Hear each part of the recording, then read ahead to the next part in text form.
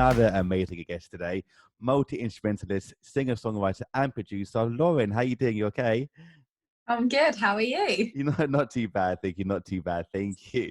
Just thinking about the story about what happened just now with your 20 plaits in your hair before this. I know. I Podcast. completely. It slipped my mind that we had this call, and I just, as you do, let my 6-year-old niece run riot on my hair. So yeah, I had to quickly do like a job of getting them out, and I was like, "What can I do? Okay, water." That's why it looks like I'm fresh out the shower. No, it looks fine. It looks brilliant. But how's things been though? Have you been okay? Yeah, really, really good. Yeah, enjoying the sunshine in the summer. I'm lucky enough to live by the beach, so my mornings Really? usually start with beach time and afternoons music, so I can't complain. Oh, brilliant. Whereabouts are you living at the moment? I live in Weymouth on the south coast in Dorset.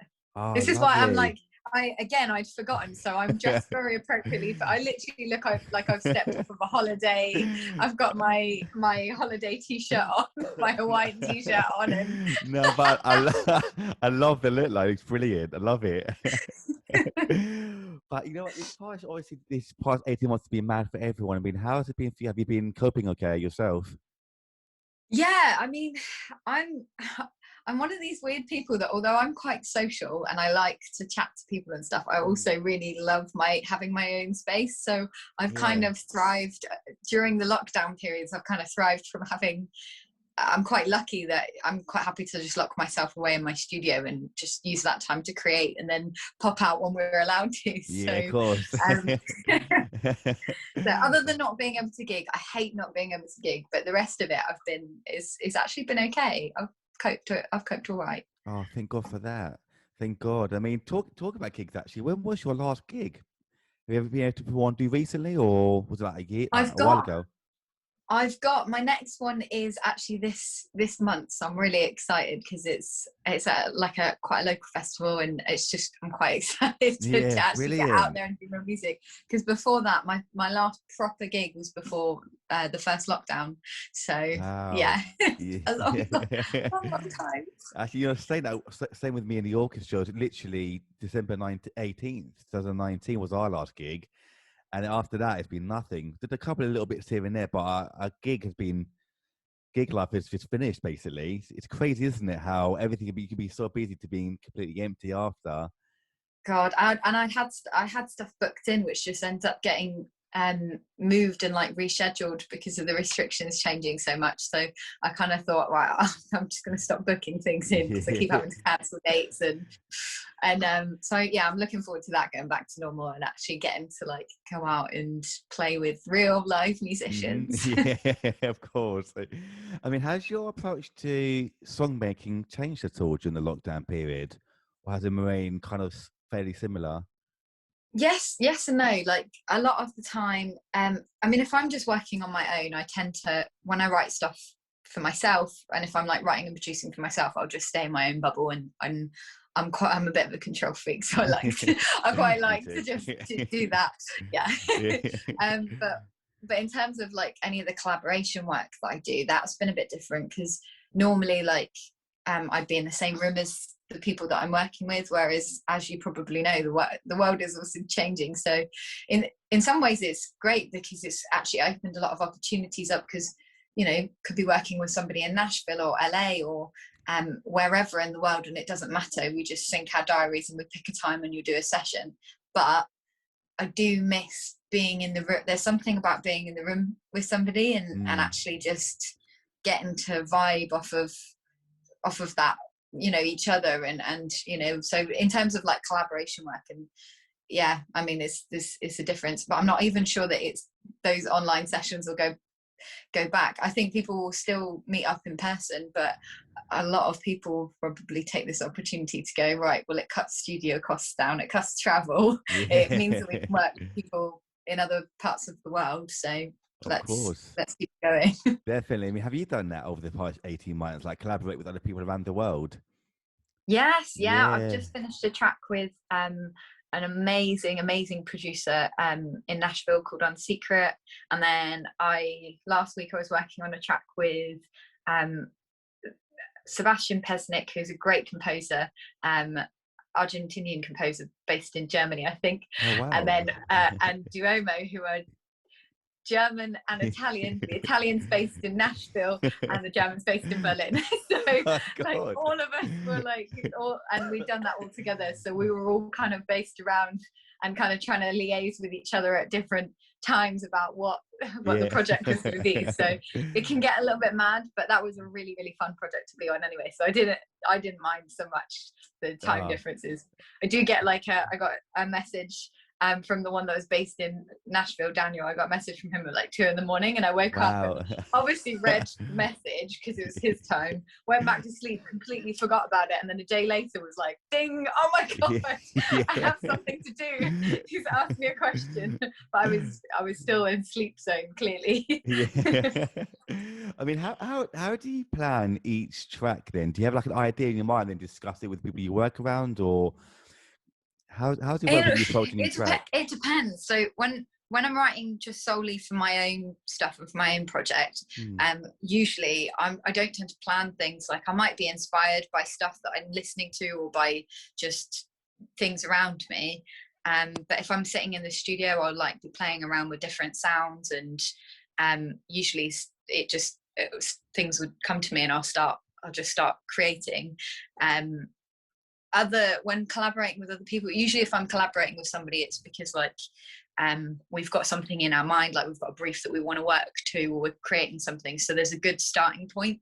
And it might be that like my publisher or their publisher has come in and said, oh, we really want a song about this sort of stuff, and then you go in and you vibe and you think, right, okay, what can I bring to the project, and that's how you work. But when I work on my own stuff, for my own just solely Lloren project stuff, it's just whatever I'm feeling at the time, and I'll just, if it comes out, I never know what's going to come out. Like, oh my god, that's what that song's about, right? Okay, we'll keep going. I love it, because you mentioned that your stuff is very cinematic and you use contemporary inspired composition storytelling to make your sounds. I mean, is there anyone or any soundtracks or composers or people in general that have really inspired your sound to what it is today?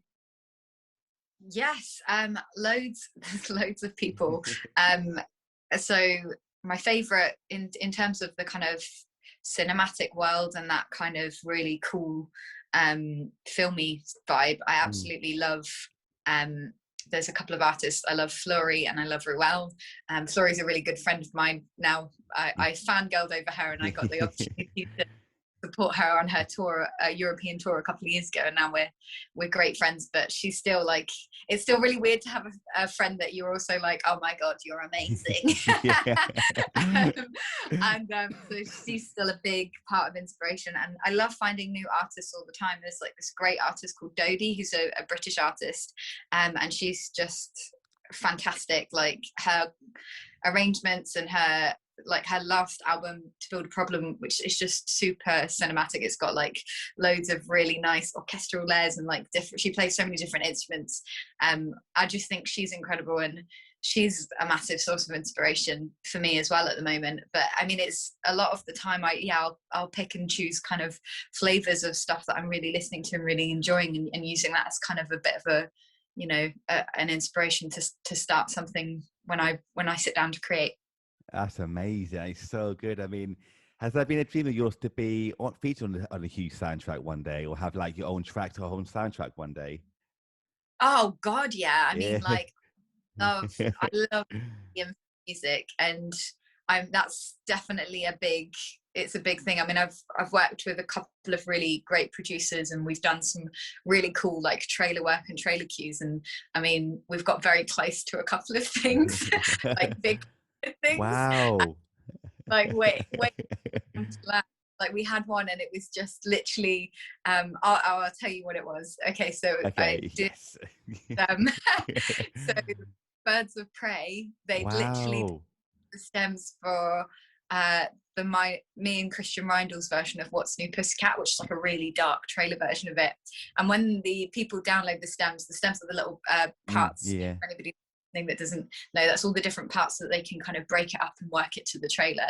And usually when you get to that stage, you know that it's between like you and maybe like one or two other tracks. So obviously at the time we were very, very excited because we were like, oh my God, it's going to be a Hollywood trailer. But they ended up going for It's So So Quiet.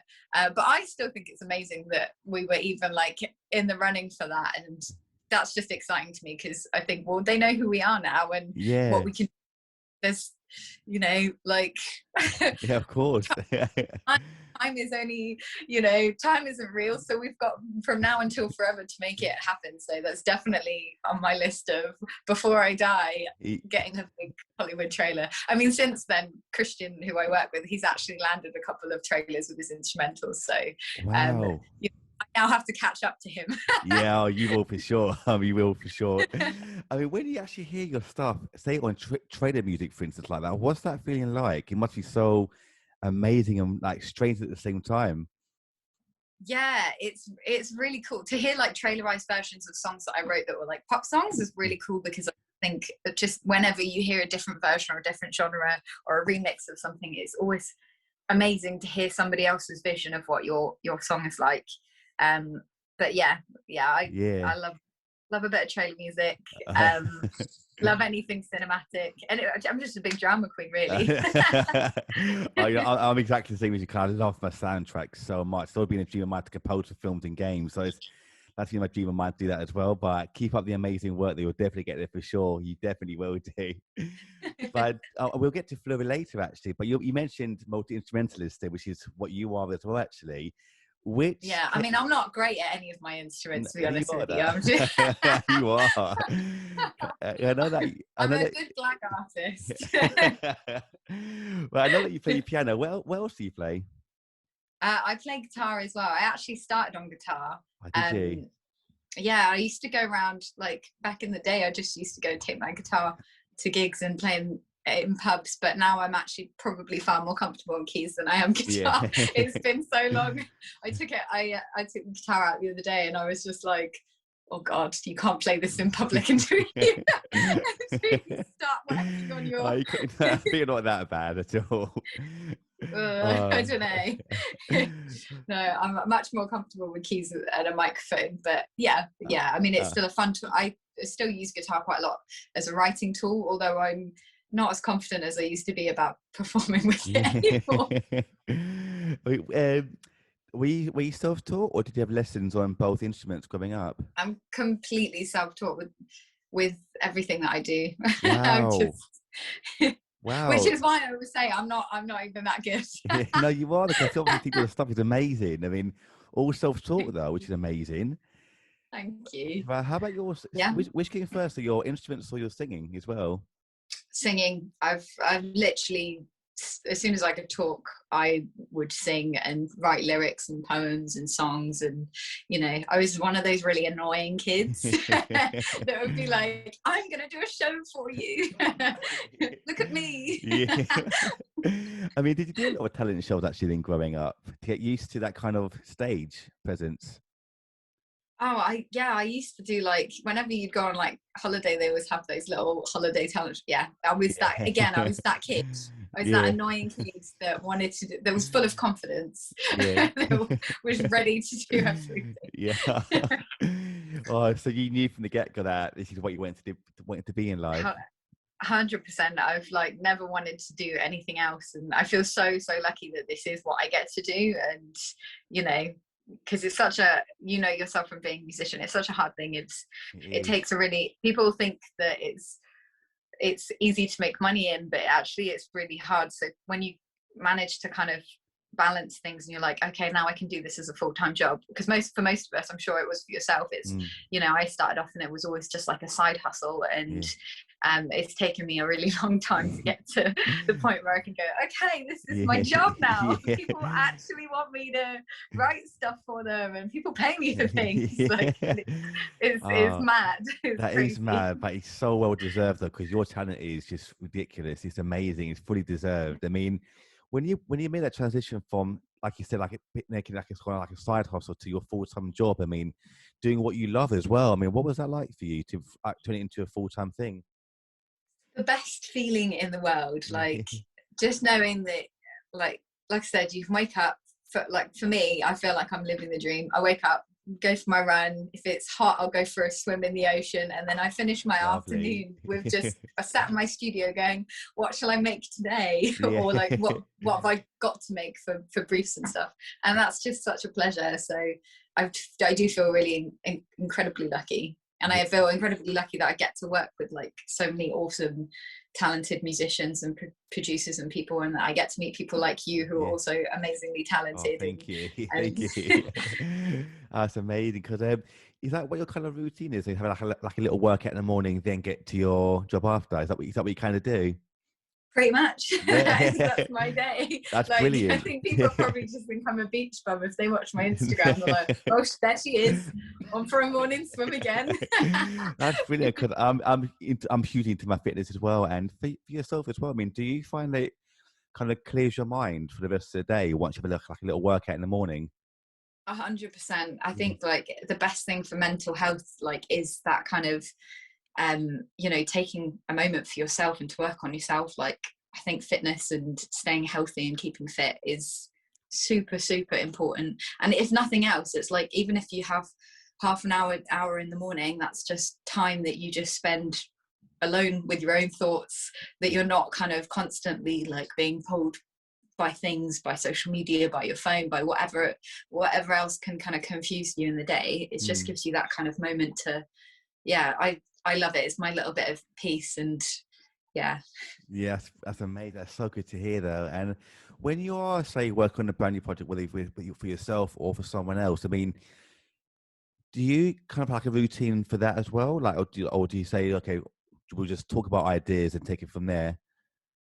if it's with myself, I normally just sit and I'll start on keys most of the time, or I'll like do a little bit of a sound design day where I'll just like start listening to different sounds, and if something inspires me, I might start building something like that. But most of the time I'll just sit at the piano and play through some chord progressions, and then like a melody will come, and then lyrics will come, and once you have the first sort of set of lyrics, or you have like a first little hooky bit, you kind of have an idea of what you want the song to be about, and then everything else just tends to come naturally. And most days it comes naturally, but there are some days you go and you sit and it's like pulling teeth, and you just think, right, I've got to walk away from this because I can't, nothing's coming. If it doesn't, you know, if you have to force it, it's not right. So yeah. It's so true. I mean, are you one of the this is what I do sometimes as well, actually, a lot actually. Do you like sing into your phone sometimes when you get an idea for something? We're like in the random place. Oh my God, all the time. Literally, my phone is full. Like, my memory must just be full of voice memos. And I need to get better at admin because I never label them. So I have to go back and like listen through things. And then, some of it's just like a little line, and then others like full blown. Oh my God, because obviously I can't sing to save my life. So when I sing into my phone for an idea, and I wake up the next morning to listen to it, that sounds shit. That is terrible. What the hell is that? I mean, when you listen to it back, or when you listen to it back, what's your kind of like initial? Most of the time, do you love these ideas, or are you just saying like, oh, that sounds terrible, let's leave that? Always fun ones in that. Always somebody like, oh gosh, wow, that was a little or what were you thinking? I mean, it just depends. It's a mixed bag. I actually, one of the songs that I put on my EP was a bit of a last minute, and I just finished writing the song, and I was super emotional, and I just laid it down on the voice memo because I didn't want to forget it. And funnily enough, that was one that I did on the guitar. I say I don't really play guitar much anymore, but I do still use it a lot for songwriting. And I was just wrapping up my EP, and I thought, oh, do you know what? Like, I don't want to produce this up, and I don't want to add like loads of stuff to it. And like, there's something really raw and beautiful about that moment, that, you know, the moment that when you've just written something straight after. And I thought, I don't want to try and emulate the emotion that I had at that time, or try and recreate it, or, you know, when I think that it's really nice in its raw state. So I just added it on as a voice memo, and it literally says voice memo at the end.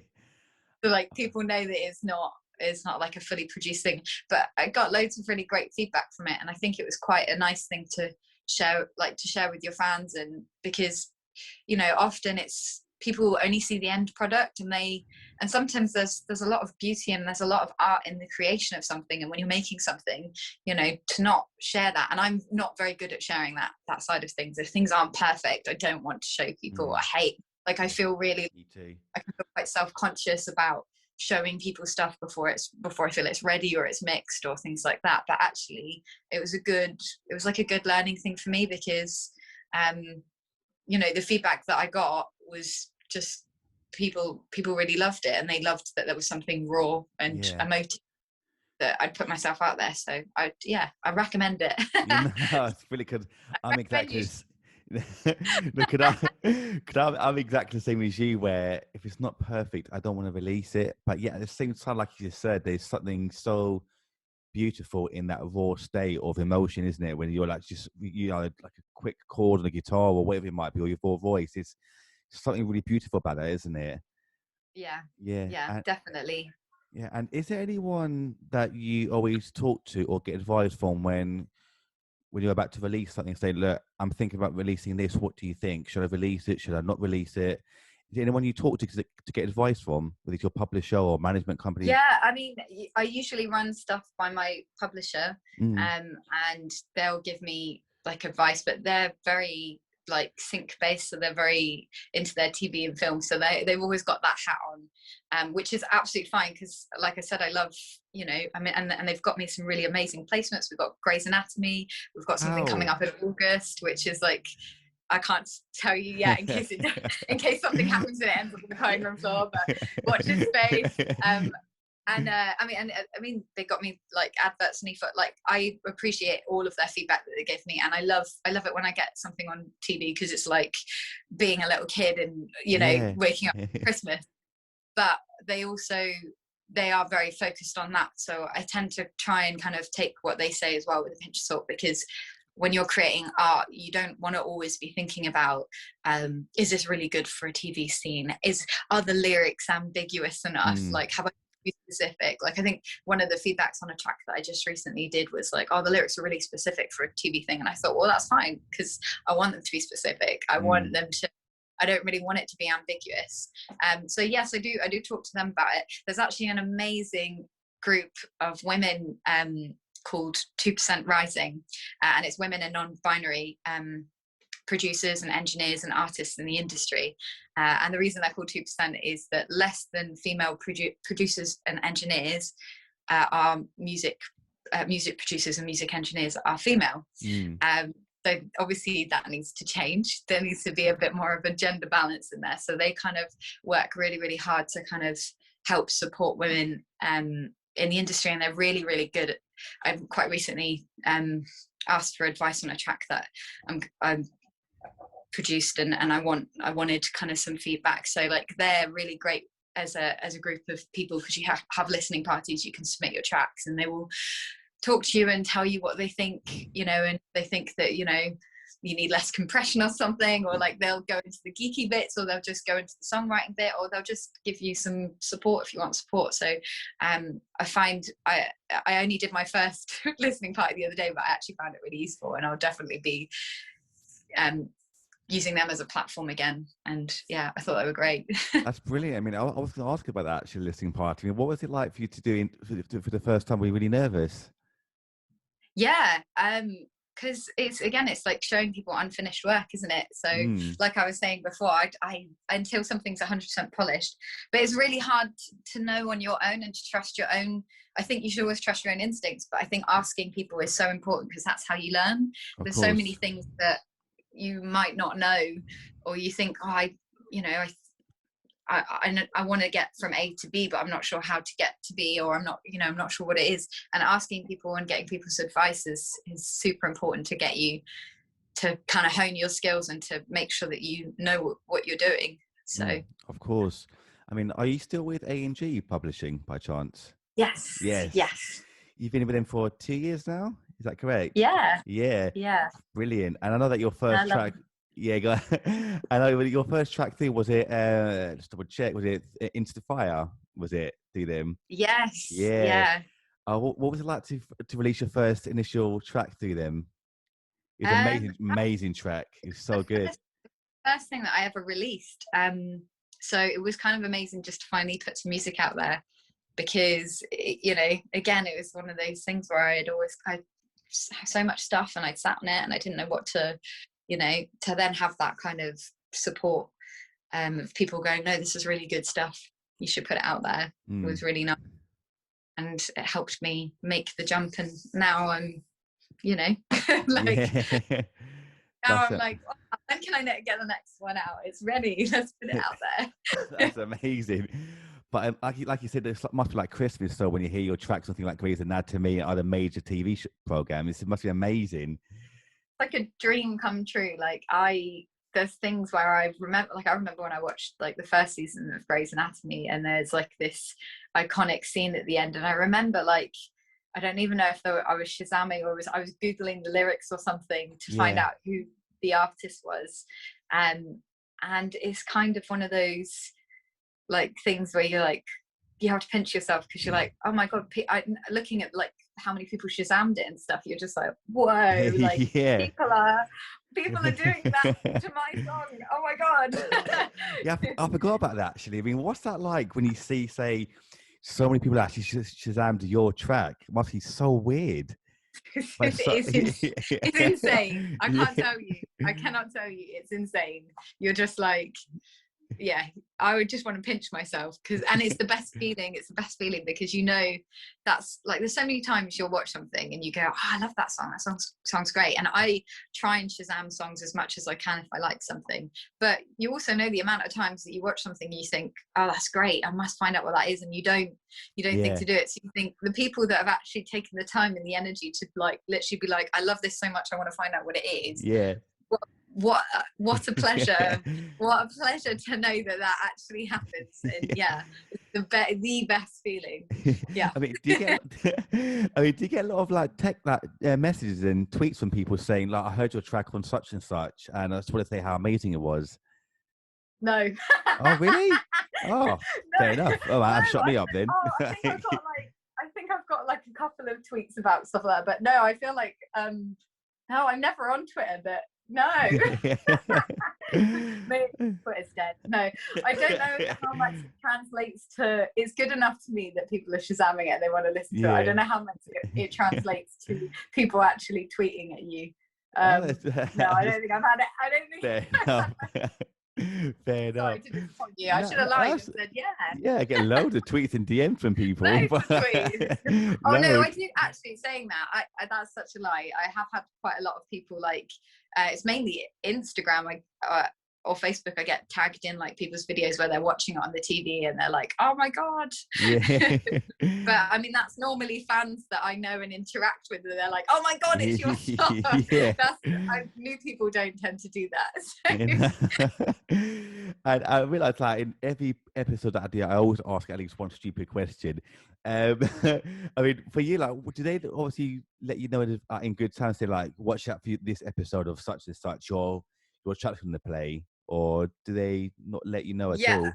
We knew about, I'm sure the publisher knew long before I did. Yeah. They don't like to get our hopes up with stuff. Yeah. But we knew probably about 3 weeks ahead of it. So we knew what episode it was going to be on, and we knew that episode was going to air within like 3 weeks.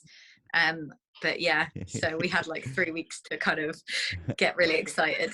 Wow. I mean, what else were your tracks featured on? What are the major sort of TV shows or programs or films? So I've had some stuff in Germany, The Bachelor, The Bachelorette, randomly.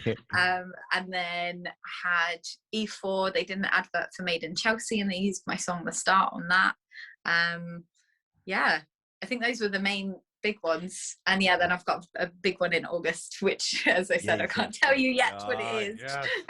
You tell me offline. It's a big American TV show.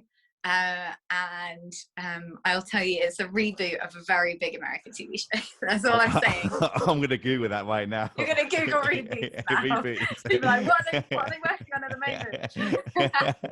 I'll be so disappointed good if it ends up on the cutting room floor, because I feel like I'll have hyped you up just to bring you down. Oh, damn. I'm keeping all fingers crossed for you, though, trust me. Oh, it's brilliant. But that's so amazing. I'm really proud of you for that. It's incredible. Well done. It's so good. Okay. But I know you're also releasing your own merch, aren't you, at the moment as well? Yeah, so that can be found on my website, which I think is lorenmusic.com. I'm not sure. You can find it from the link in my bio on Instagram. I love how you know my website.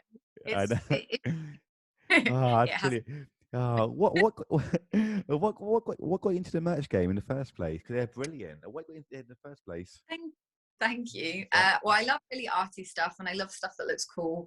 I like wearing bands merch, or I like buying bands merch, because, I mean, as an artist, you know yourself, like Spotify pays $0.002 per stream, and then that's a collaboration. You've got to split it.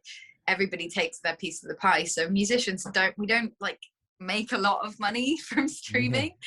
Great for exposure, and it's great, you know, we value and we love every single person that streams and every stream that we get, but we don't, you know, it's really hard to fund our you know, creating music costs a lot of money. So it was just another way to kind of offset that. I thought, I love buying merch off of musicians because I know that it's going straight into their pocket, and I thought, I'm going to design some cool merch. I'm actually designing some new merch at the moment, so watch this space. There'll be some cool stuff amazing. coming soon. Or update and a rebrand. Yeah, I just think it's a fun creative thing to have, and B, it's a good way to like help kind of fund future music projects and stuff, to put money back into the creative side. For sure. I mean, I was actually going to ask about that, actually, if you designed the merch yourself, or did you collaborate with other people? My best mate designed my last lot of merch. Oh, wow. She's incredible. So Rachel DiBiase, she's like photographer, videographer, and just creative, beautiful human being. And she designed all like the flower merch and the writing and stuff. That's amazing. When it actually comes to creating and then releasing your own merch, I mean, how difficult is that process? I mean, to like get things made and designed and to then sell it and package it, the rest of it. How difficult is it to do that whole kind of process? There's multiple ways that you can do it. You can, I mean, let's say at the moment I've just got an online store where I don't have to buy anything in and create it. It's all done by a store. I mean, it means that the profit margins aren't great, but you're still giving fans what they want, and it keeps things going, and you don't have an offset. But if, let's say, I'm going on tour, I've got you know, a lot of gig dates, then it's great to get merch in, and I would then put an order out of a certain amount of merch, because, you know, you can just buy it in and have the stock. But while we haven't had gigs for the last however many months, I just do it through Wix. There's like a part of the account that you can, I can't even remember what I use. I think it's Printify. Basically, you don't need to order in stock, and you design it, you upload it, and they do it all for you. So it's very, very easy. So yeah, anybody, you don't even have to be a musician. You could just have really cool designs and set yourself up a website, and there you go. That's brilliant. Oh, that's amazing. But you said you got some new stuff coming out, which you can't say just yet, but I'm wishing you all the very best of luck with that. It's amazing. Thank you. My pleasure. But you mentioned Flurry earlier, actually. And how was that? How was it to work with him and then go on the European tour? What was that like? Is like the most beautiful human ever, and it was really weird because when I first because I've been such a fan for such a long time, it was so strange because she's just a human. She's not a robot. And it was really weird because, I mean, I remember when I found out, like I cried and I freaked out. I was like, and when I met her, I was like, oh my god, be cool. But I mean, you can't, when you're in a van with multiple people driving around for a very intense period of gigs, and like you're all staying together and you're all living on top of each other, that kind of whole like starstruck stuff just kind of drops quite quickly because you just get to know each other. But it was such an amazing experience. It was so cool to see how she works, and You know, we had a fun little writing session together on one of our down days when we were in Hamburg, and we just had such fun. And it wasn't just Fleury, it was like the whole team of people, like her team and my team all together. We just it was like a fun holiday, fun, super intense holiday. I loved it, and I'd go back in a heartbeat. I would absolutely love to go back on tour again, especially with someone like Fleury. Oh, that's amazing. And now she's one of your best friends now as well, which is amazing. Oh, I mean, she's still like a superstar. I wouldn't say we're like we keep in contact, and she's a really good friend, and she's just absolutely just a lovely human. Oh, so good to hear, especially when you look up to someone for so long, and they're such lovely people as well. And you don't want people to be bad people when you're like, I've idolized you, and you hear these stories of people and you're like, oh no, never meet your heroes. I actually had it the other day. I was shooting something, and one of the girls that was shooting it was talking about somebody that I know, and I'm not going to say who they are, because I don't want anybody to like take what this girl had said as serious. But she was like, oh yeah, so and so, oh yeah, I've met them in real life, and they're not very nice. Really? And I was like, I actually know them, and I know that they're actually a genuinely lovely human being. So I don't know who the hell you think you've met. But yeah, I mean, it was super awkward, because I did actually go, I was like, oh yeah, I know them like really well, and they're lovely. And then she was like, oh my God, well, I mean, maybe it was just a bad day. I don't. So I think sometimes it's a bit hard if you're like in the public eye, because people are people, and you could have a bad day, and then that's it. You have a bad day and a bad experience with somebody, or you just don't have the same, your energies don't match, and that person then goes away, and it's like, oh, they're a douchebag. And you get the name slated, and you're like, no, I'm just a human, and you happen to do something that irritated me that day. That's like my thoughts on it. Yeah, definitely. I mean, it's like what you said, we're all human, aren't we? We all have our off days sometimes, so it might be just that moment where you might be annoyed about something, upset about something. So we're human, aren't we? I mean, go back to that tour, actually. How many countries did you perform in altogether? I can't remember how many. God, it was like Copenhagen, we did Berlin, we did Amsterdam, we did Hamburg, we did oh God, we did more. 2 weeks on, one day off, day off. It was really, really cool. And I've been back since and gigged in Germany, and I really, really like the German crowds. I actually think of all the places that I've gigged in Europe, Germans love music so much. Go to a gig in the UK and you'll see like the support slot, hardly anybody will show up to it.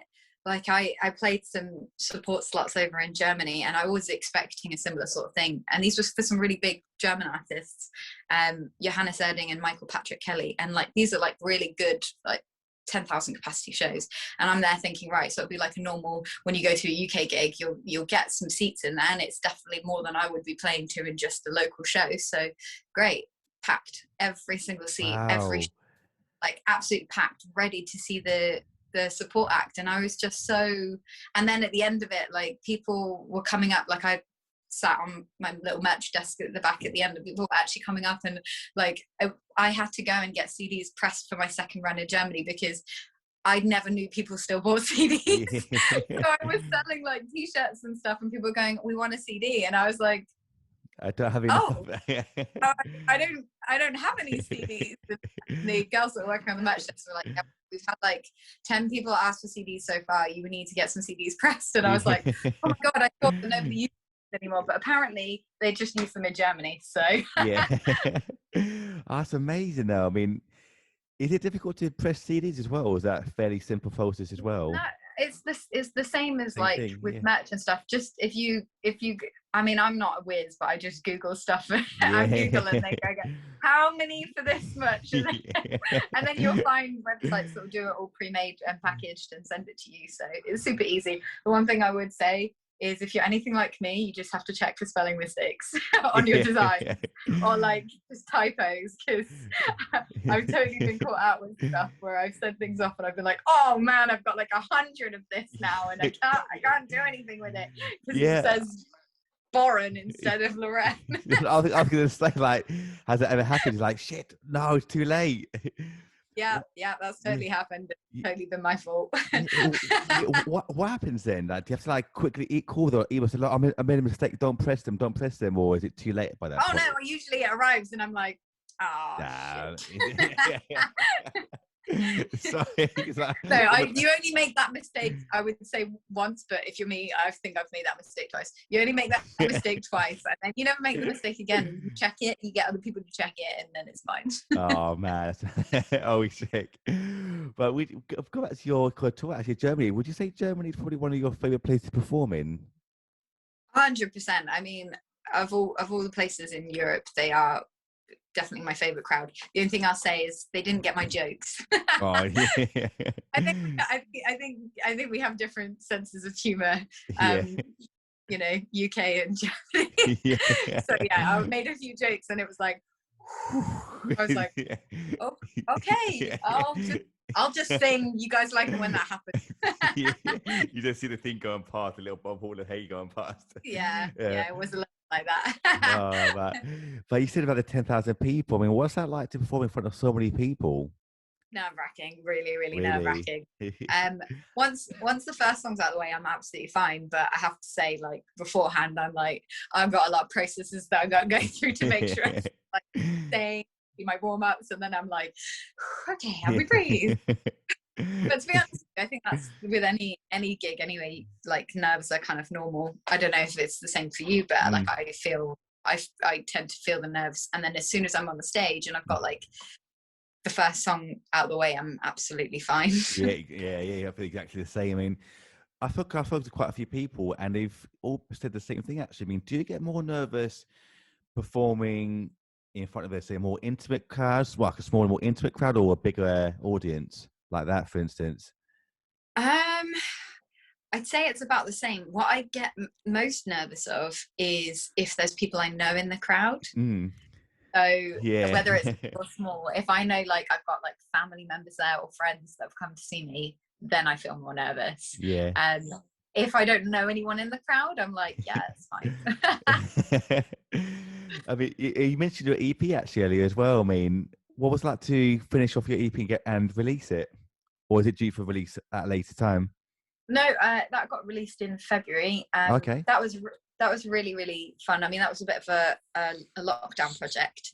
I just, obviously we weren't able to do stuff, so I just locked myself in my studio and got really, really creative, and then out came this EP, and it's my first EP, so it was quite exciting to get that out there. And I feel like, because I do a lot of collaborations with people, sometimes it's difficult for people to pinpoint what my music is. You know, they know that it's cinematic and that has cinematic elements, and obviously like I collaborate a lot with people that do lots of very, very cinematic or very trailerized stuff. So being able to put a whole EP out which kind of shows that it's cinematic pop, so like my pop side and my more contemporary side of stuff was really fun for me. And also just getting to put out my work that I've produced. I had a co-producer on board as well from HP Studios, Harrison, and he did a really great job and kind of understood exactly what I was going for. So it was just really fun to get something out there that I felt was like fully me. That's brilliant. And is this your Lovesick Volume 1 EP as well? Yeah, that's brilliant. That's so good. I mean, when do you plan to release Volume 2, or are you planning to release Volume 2 at all, Lovesick? I am. So I'm kind of finishing up some production bits at the moment on it, and then I need to do the really difficult job of deciding which songs go on the EP, which ones go on the cutting room floor. And I'm hoping that it will be in the autumn that you'll get Volume 2. So brilliant. That's what I'm aiming. But I Oh, mean, I'm a musician, so I'm flaky. So yeah. who knows? It could be. No, we're aiming for autumn. We're aiming for Yeah, autumn. that's brilliant. I mean, talk about that process. I mean, about picking and choosing which tracks you want or to feature on the EP. I mean, what kind of process do you go through to make sure that the tracks you do pick are the ones you really, really want and are the best ones to release? I think sharing them with other people and seeing what other people's reaction is a really good indicator as to which ones are the ones that are worth having Mm. and thing. And unless you're really like something kind of, you're like, I need this one on there. I mean, usually there's a few in your head. You go, that's definitely, and then there'll be, right, out of these ones, Yeah. these ones are the main. Which ones do you think are best? And you ask friends and you ask family and you ask people to just listen, and you be that annoying musician friend. Yeah. 'Cause I know there was 5 tracks, wasn't there, on the EP? And you still with the voice Yes. at the end. I mean, how many tracks did you create, do you feel, altogether, and then whistled it down to the 5 tracks? Oh God, Must have so created so many. many, Like, oh yeah. my God, there was a lot. There was a lot of songs. Yeah. And some of them haven't come off and just gone. Like, some of them are now kind of potentials for Okay. Lovesick Volume 2. Um, so yeah, it's not necessarily that it's Yeah. that far out. It's just Yeah. that Fair yeah. enough, because I've always like you. Like, I love that. I love your sound, that cinematic sound. I mean, do you try to stick to that kind of theme throughout all your work, or do you like to switch it up sometimes to try out other things just in case? I think just when I'm writing for myself, I tend to kind of automatically go into my own whatever my sound is. It just seems quite natural to me, and I have many times been like, right, I'm going to write a fast song today, and it always ends up being like Yeah. this slow, moody, or Yeah. cinematic. So maybe I just can't. I can't Yeah. when I'm That's all writing for right. myself. It just that's the way it happens. Yeah. Yeah. That's your sound. I love that sound. So whatever works for you, then stick to it. And it obviously works really, really well. So it's amazing. But Thank you. it's okay. But are you still in touch with Ollie Murs by chance? Yes, I don't speak to him like super regularly, but Yeah. when I do talk to him, it's always a pleasure. Ah, it's brilliant. How is he? Yeah, he's good. He's Good. just his usual happy self. So Do you get advice from him whenever you can as well about certain bits, or not quite?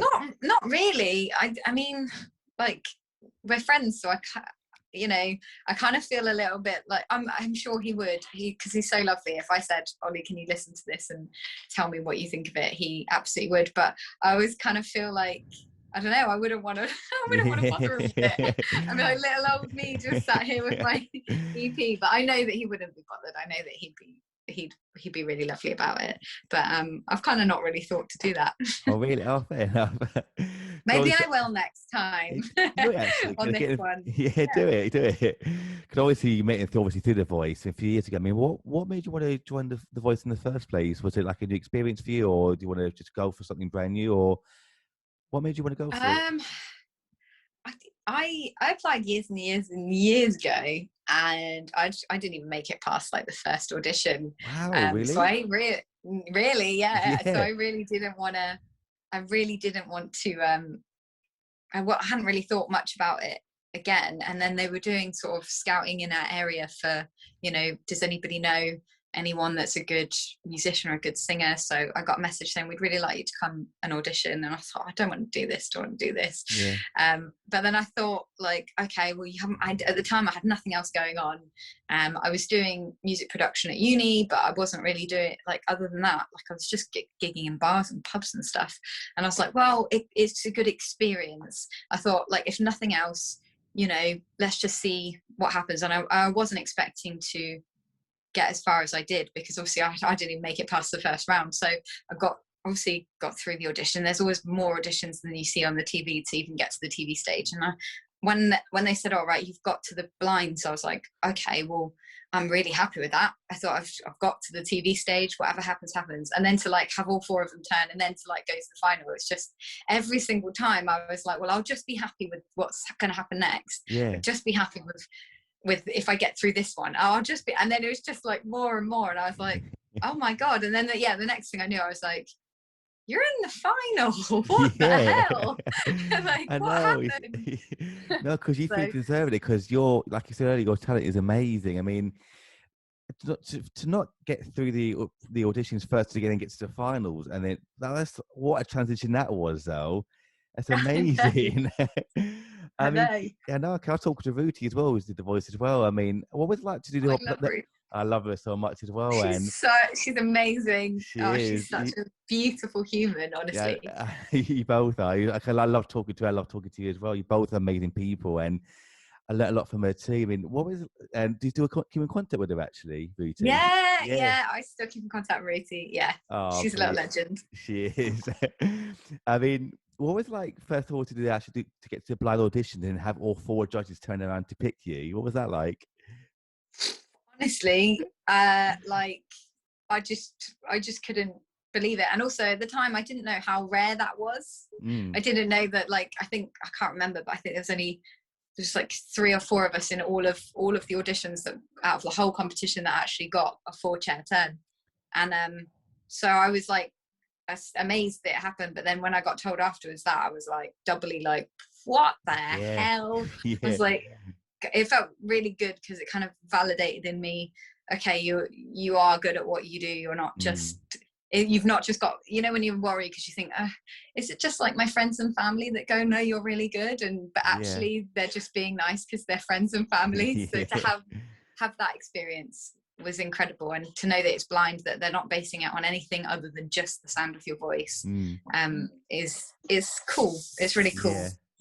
That is amazing. I mean, and then from there, obviously, like I said, all four judges, it's so rare to have all four judges turn. I mean, from there, I mean, how difficult then was it for you to pick one judge out of all four?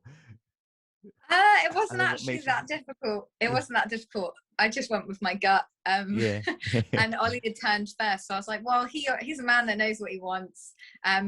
You know, I love Jennifer Hudson, so that it was hard, but I thought I was playing it tactical in my mind. I was like, she's gonna have a look at like really singy singers that I'm very different. I don't know if I can, you know, do this. So I thought Ollie and our personalities are quite similar, so I thought we were a good fit. Yeah. Actually, did you go in thinking I want Ollie as my mentor if I get through? I didn't even think I was going to get a turn. So really? I hadn't even thought about it. So I was really thrown in the middle of it. Yeah, wow. But it's amazing that obviously came third that year, which is incredible. You've done amazing things since. I mean, that is just so good. That is so good. And I know that there was a quote somebody said that I want to be the first artist to actually make something big from The Voice. I think No, somewhere. do you know what? That was a total misquote. I never even said that. Really? Yeah, I knew I that'd can't be remember wrong. what But... newspaper it was. I swear to God, everything you ever read in a newspaper is fake. They misquote you. I can't remember what the woman had said, but she basically posed the question like that, and I was like, yeah, it would be amazing to be like, you know, but there's already been artists that have broken it and that have done some really great, amazing stuff. But yeah, I feel like she set me up there because it sounds like a really I just think it just sounds like I'm a really horrible, full of myself person. No, not at of all. course, everybody wants that. You know, if you're going to ask somebody that question, of course, everybody wants to be, you know, to make it. And yeah, she asked me the question, and she'd posed it like, "Would you like to be the first?" And I was like, oh, "Yeah, I'd love to be the first person," but I'm not even the first person to be doing stuff musically outside of The Voice. It does have this crazy stigma around it, though, that like once it's over, it's over.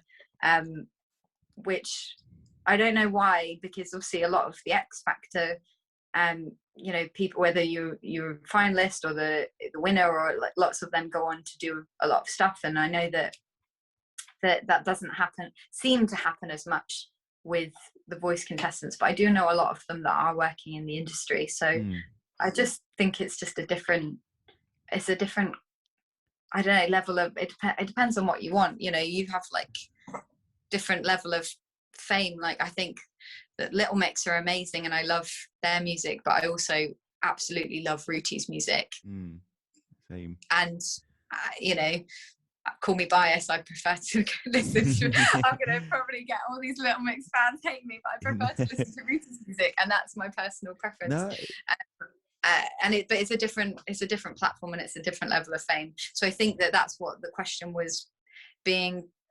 It was there. The whole article was very X Factor against The Voice, and why aren't The Voice people successful and stuff like that. It was kind of, I didn't like the interview at all, and I really didn't like the way that they'd post the questions, and then the way that they'd kind of written it up, like I've said. Yeah. Like, no, because I was gonna say that's not. I still not like to say that. I mean, this is why I want to make sure that all interviews are recorded and make sure that I don't actually say it that way, because they can misconstrue everything, can't they? It's like, I did not say it that way. It's not fair. That is not fair.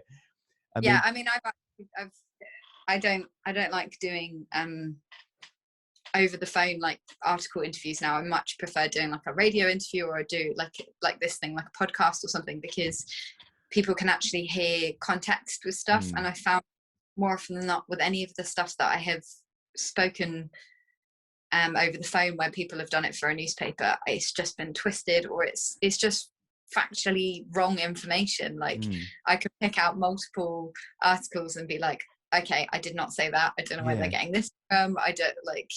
There's a whole article. Oh no, do you know, I'm not even going to go into it because there's loads of negative stuff here. And we're going to keep this light and positive. But basically, newspapers, they're liars. This is why I don't read papers anymore, because I know how they can just misconstrue everything, can't they? You didn't say it that way, and it can completely twist it and make you look like the bad guy when you're not. I mean, so do you have you stopped all paper interviews then? Like over the phone, like I said, or pretty much. There's not really any that I like anymore.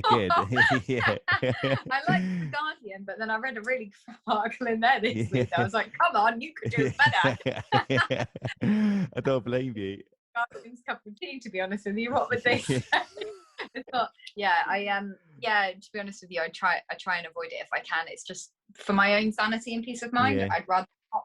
I don't actually think it does me any favors in terms of, most people that are reading an article aren't excited to go find an artist. They're excited to go find an artist when they hear their music. So that's my opinion of it. But other artists are different, and other artists might want to talk to newspapers. I just don't like them.